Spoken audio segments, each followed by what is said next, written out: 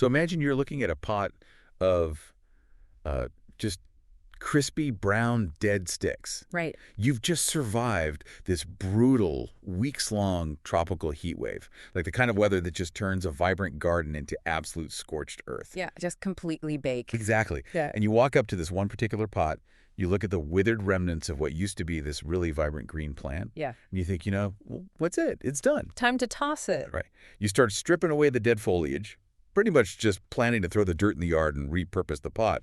But instead, out of some weird mix of habit and maybe sheer desperation, Yeah. you water it. You water a pot of dead stick, You water the dead sticks, and then 3 days later, it is just entirely reborn. which is crazy, but that is the exact scenario detailed in the source material for our deep dive today. Yeah. We are examining this very brief, seemingly unassuming diary entry. It was published on June 19th, 2026. By a writer going by the name Ang, and the entry is titled Notes on Gardening. The focus is this really ubiquitous little creeping plant called the Singapore daisy, or scientifically, that's Sphagneticola trilobata. Right. And on the surface, you, the listener, might be wondering why we are dedicating an entire deep dive to a really quick journal entry about what is essentially a common tropical weed. It does seem a little niche at first glance. It really does. But Ang's detailed observations of this one incredibly stubborn plant, it serves as a perfect contained microcosm for a much larger set of issues. It really does, because we're using this botanical case study to explore, well, the mechanics of resilience, for one, and also the hidden, often systemic burdens of high performance. Yeah. And ultimately, how a radical shift in your mental framework can turn a really frustrating friction point into a genuine opportunity. It's basically a masterclass in handling the things in our lives, whether they're projects or processes or, actual plants that just absolutely refuse to cooperate with our original plans. Exactly. So let's start with that dramatic, inciting incident in the garden, because understanding the plant's environment is just super crucial here.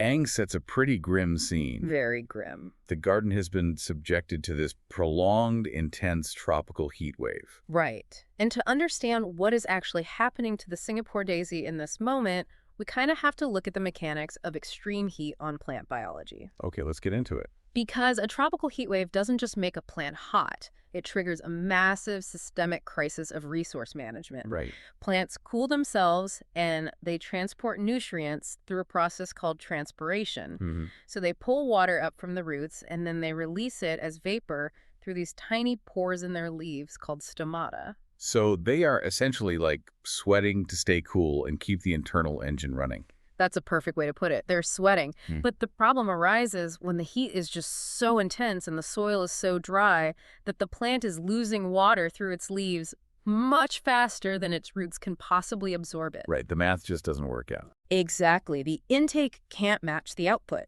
So if that continues, the plant cells lose their turgor pressure. Which is like the internal water pressure that keeps them rigid, right? Yes. And when they lose that, the plant wilts.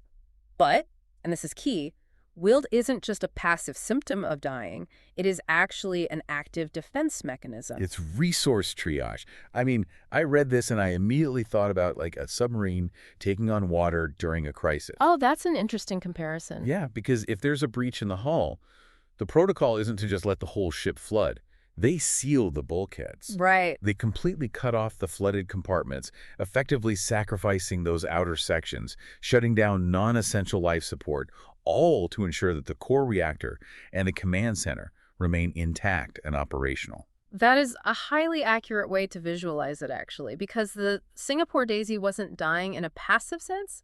It was actively sealing its own bulkheads. Wow. It closed its stomata to stop the water loss, which unfortunately also halts photosynthesis. Right. You can't make food anymore. Exactly. And then it basically sacrificed its extremities, the stems and the leaves. It allowed them to dry up and die off so that it could hoard every last microscopic drop of moisture down in its root system, its core reactor. Which completely explains the grim scene Ang walks into. The visible evidence, those dead, crispy stems that Ang physically has to strip away, suggests total systemic failure. It looks completely dead. Right. But the command center underground is just waiting. And that waiting absolutely pays off because Ang notes the decision to just water the seemingly dead pot for a few days. Yeah. And the root system, having successfully conserved all its energy by jettisoning the foliage, it just absorbs that water. And within just a few days, the plant rapidly deploys brand new leaves. It's amazing. It rebounds with just astonishing speed. I mean, it is practically unkillable. This thing survived weeks of blistering temperatures and bounced back from the brink of death in under a week. Yeah. Like most houseplants just give up if you look at them the wrong way. Oh, absolutely. And here is this Sphagneticola trilobata proving itself to be an absolute titan of survival. I mean, you would assume any gardener would be just ecstatic to have this kind of champion in their yard. You would assume that, right, that resilience is the ultimate positive trait. And Ang even notes that the plant is highly resistant to pests, too. Yeah, it demands nothing and survives everything. But then Ang drops this incredible twist right in the middle of the diary entry. It's just a flat-out confession. Yeah, Aang writes, "Still, I'm not really a fan of this species." Which brings us to the gardener's paradox. Resilience as a standalone trait is not actually enough to make something desirable or useful if its baseline nature conflicts with your goals. Okay, unpack that a bit. Well, the Singapore daisy is a creeping ground cover in its native habitat across the American tropics. So left to its own devices, it just wants to spread out rapidly and colonize ground. That's what it does. Right. It does not naturally want to sit neatly in a little pot and produce delicate, continuous blooms just for a gardener's aesthetic pleasure. Which means Aang is stuck in this really frustrating loop. Exactly. To get the plant to look the way a traditional potted plant is supposed to look, to force it to continuously bloom and, stay contained, Aang has to constantly manage it. Aang has to prune it relentlessly. The plant survives, yes, but the maintenance of its aesthetic value requires just an exhausting amount of input from the gardener. Yeah. And we really need to examine the biological reality of what that constant pruning actually does to the plant, because the plant does not just passively accept the shears. No, it fights back. Aang writes that the act of constantly pruning the plant leads to thick stems and rigid foliage. Right. So when a gardener snips the tip of a plant stem, they are removing what's called the apical meristem. The apical meristem. Yes. Yeah. This is the primary growth point at the tip, and it produces a hormone called auxin. Got it. Auxin normally travels down the stem, and it actively suppresses lateral growth. It's what ensures the plant reaches up toward the sun instead of just bushing out randomly. Oh, wow. So by cutting the tip off to keep the plant small, you were literally cutting off the chemical signal that tells the plant how to behave. Precisely. You're silencing that signal. And without that auxin suppressing them, other hormones called cytokinins take over. Yeah. And they trigger dormant buds further down the stem to start growing outward. But beyond just the hormones, the plant also registers this continuous cutting as physical trauma. Right, because it's literally being attacked. It is under attack. So in response to recurring damage, the plant starts reallocating its internal resources. It moves energy away from delicate flower production and puts it into secondary growth.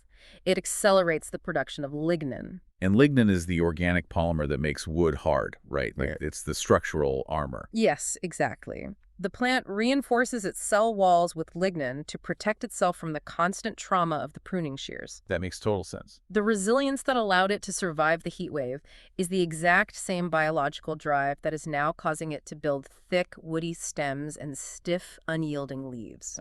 The gardener wants continuous, delicate blooms, but the plant's mandate is just to survive the cuts. I am realizing I have a Singapore daisy in my own life right now, and it is my email inbox. Oh, do tell. I mean, it is a highly resilient system. It never breaks down. It never goes offline. But it is not naturally designed to be at zero. It's entirely designed to accumulate. Right. And your response to that accumulation is likely constant pruning. Constant. I spend an hour every single day pruning it down, trying to force it to fit this aesthetic ideal of inbox zero. But the more I prune it, the more rigid and frustrating my entire workflow becomes. People reply to my quick pruning emails with more emails. Of course. I set up complex filters that accidentally trap important messages. My constant intervention to force the system to look clean actually makes the system thicker, more woody, and just harder to manage. That is a perfect analogy, and we see this behavioral pattern everywhere, especially in organizational structures. Consider what happens when management applies this exact continuous pruning to a highly resilient employee or even a whole team. Oh, wow. They want a specific type of delicate bloom, like a very particular output format, so they constantly intervene. They micromanage. And the team doesn't collapse under the pressure because they are resilient. Mm-hmm. But they absolutely build up their own behavioral lignin. They do. They lose their autonomy. And the natural response to that loss of autonomy and the constant intervention is to build defensive walls. Right. So the team demands every single request be put in writing. They strictly adhere only to their formal job descriptions. They stop volunteering creative ideas because, well, every idea just gets pruned away anyway. Yeah, why bother? Exactly. They become inflexible and bureaucratic. So the resilience actually becomes the barrier, the very trait that makes them valuable. Their ability to survive pressure manifests as thick-skinned stubbornness when they are forced into a mold that doesn't fit their nature. It is a profound misalignment of expectations. Ang is trapped in this zero-sum game with the daisy. The plant won't die. It requires tedious chores to fulfill its intended purpose, and it actively responds to those chores by becoming physically difficult to cut. It's just friction all the way down. Exactly. And, if the diary entry ended there, it would just be a beautifully written complaint about a difficult weed. Mm-hmm. But Ang doesn't stop at frustration. Ang takes this friction and pivots, completely changing the framework of the relationship with the plant. Yes. We arrive at the diary's aha moment. Mm-hmm. Ang looks at the thick stems and the rigid foliage caused by the endless pruning. And instead of seeing a failed flowering plant, Ang asks a really revolutionary question. Yeah. Perhaps we can train this plant as a bonsai instead.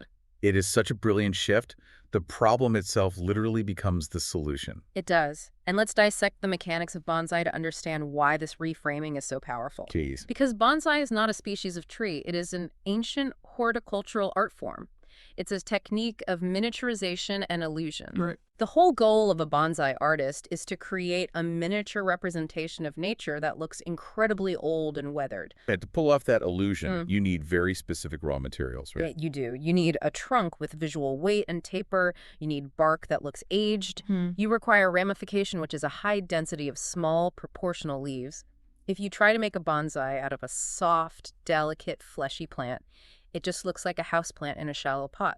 It doesn't look like an ancient tree. Not at all. But the Singapore daisy, because of its trauma response to the constant pruning, has spent months building up lignin. It has manufactured thick, woody stems and tough, rigid leaves. Exactly. Ang realizes that the exact symptoms of the plant's resistance, the very traits that made it a terrible, frustrating, flowering ground cover, are the precise structural requirements needed to sculpt a miniature tree. It's incredible. I mean, Ang isn't changing the plant. The plant is still exactly what it was yesterday. Ang isn't changing the tropical environment. Ang is changing the definition of success. It is a shift from a mindset of control to a mindset of collaboration. Yeah. The previous approach was totally combative. It was the gardener demanding the biological material conform to a preconceived vision of delicate flowers. Which didn't work. No. But the new approach asks, what does this material naturally want to be under pressure, and how can I utilize that specific tendency? How do I take the friction and turn it into the feature? Yes. It reminds me of the history of Post-it notes. Well, that's a classic example. Right. The scientists at 3M were trying to invent a super strong aerospace adhesive, and they failed. They created this weak adhesive that stuck lightly to surfaces but just peeled right off without leaving a residue. So by the original metric of success, which was a permanent bond, the glue was a complete failure. It was frustratingly weak. Exactly. But someone eventually looked at that quote-unquote weakness and changed the framework. They realized that a temporary, non-destructive adhesive was exactly what was needed for bookmarks and notes. They stopped trying to force it. Yes. They stopped trying to force the glue to hold airplanes together and just let it be what it naturally was. The failure became a multi-billion-dollar feature. And that is the exact paradigm shift Ang experiences in the garden. It is something worth investigating, Ang writes. Notice how the tone of the diary entry shifts in that final sentence. The exhaustion and the frustration just evaporate. They are instantly replaced by curiosity and artistic momentum. So we really have to ask ourselves, where are we trying to grow a delicate flower when we should be cultivating a bonsai? That's the real question. If we have a process or a habit or a working relationship that survives every challenge but it's just endlessly frustrating to manage if it grows more rigid the more we try to force it. Maybe the issue isn't the material. Probably not. Maybe we are just utilizing the wrong format. Aang's journey with the Sphagneticola to trilobata basically gives us a blueprint for this. Yep. It moves from surviving a systemic crisis, the heat wave, to exposing the hidden costs of forced maintenance, to ultimately arriving at a space of new innovation. And the key to unlocking that innovation was simply the willingness to observe the reality of the situation, rather than fighting for an idealized version of it. Absolutely. But before we wrap up this deep dive, there is one tiny detail from the source material we left out. Oh. Yes, right at the very top of the page, and I think it completely recontextualizes this entire epiphany. What is it? The title of the post isn't just Notes on Gardening. The full title is Notes on Gardening, Part 930. Wow. Part 930. Part 930. I really want you, the listener, to sit with the power of that number for a moment. Yeah, that's a lot of notes. It means Aang has sat down to observe and document the mundane realities of the dirt, the weather, and these stubborn weeds nearly 1,000 separate times. That changes things. It really does. We love the myth of the sudden, random flash of genius. We want to believe that epiphany is like looking at a woody weed and suddenly seeing the blueprint for a beautiful bonsai just strike us out of nowhere like lightning. Right, but they rarely do. No, they don't. The genius of Aang's pivot didn't just materialize from a void. It was built on the compounding foundation of 929 previous observations. Because you cannot turn friction into a feature if you don't first understand the exact nature of the friction. Exactly. If Aang hadn't cultivated the relentless discipline of paying close attention, of noting the specific biological mechanisms of the rigid foliage and the thick stems, the connection to bonsai would never have sparked. It requires deep familiarity. It does. So leave here today and ask yourself about your own garden, your daily work, your creative hobbies, the systems you manage. Are you paying close enough attention to the frustrations? That's a great thought. Innovation doesn't require a mountaintop or a guru. It just requires the quiet, persistent discipline of showing up, observing the reality in front of you, and writing down Part 930, even when the subject of the day is just a stubborn plant you don't particularly like. Well said. Keep looking at the weeds. Eventually, you'll see the tree.